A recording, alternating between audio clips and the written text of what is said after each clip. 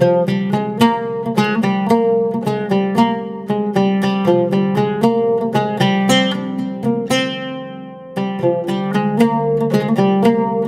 भारत अपना 73वां गणतंत्र दिवस मना रहा है और इस साल कुछ खास ही अंदाज में गणतंत्र दिवस मनाया जा रहा है। इसके तहत देश भर में आजादी के अमृत महोत्सव को भी मनाया जा रहा है।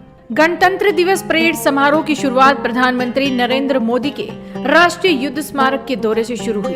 पीएम मोदी वीर शहीदों को श्रद्धांजलि अर्पित करने राष्ट्रीय युद्ध स्मारक पहुंचे, जहां वो खास टोपी पहने हुए नजर आए।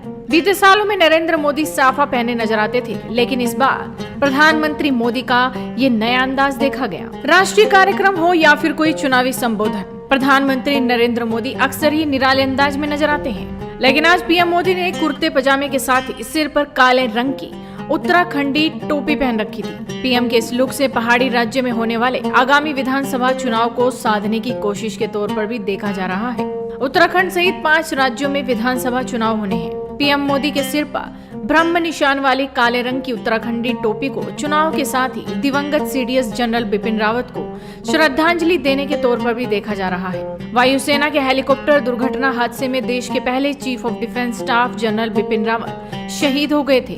रावत भी अक्सर कार्यक्रमों के दौरान इसी तरह की टोपी सिर पर पहने नजर आते थे और इसीलिए प्रतीकों की राजनीति के लिए मशहूर पीएम नरेंद्र मोदी इस दौरान उत्तराखंड की टोपी और मणिपुर का गमछा पहने दिखे। उनकी टोपी पर उत्तराखंड के राज्य पुष्प ब्रह्म कमल भी अंकित था।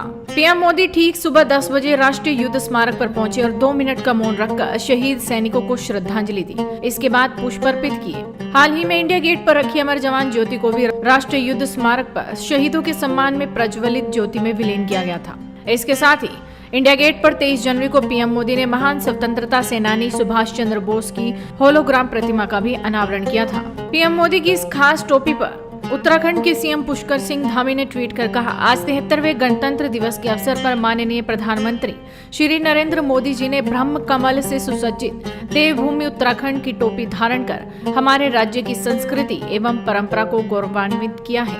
आपको बता दें कि इस बार का गणतंत्र दिवस भी बेहद खास है। रिपब्लिक डे परेड के लिए कोरोना वॉरियर्स सेंट्रल विस्टा के निर्माण में लगे मजदूरों को विशिष्ट अतिथि का दर्जा दिया गया है।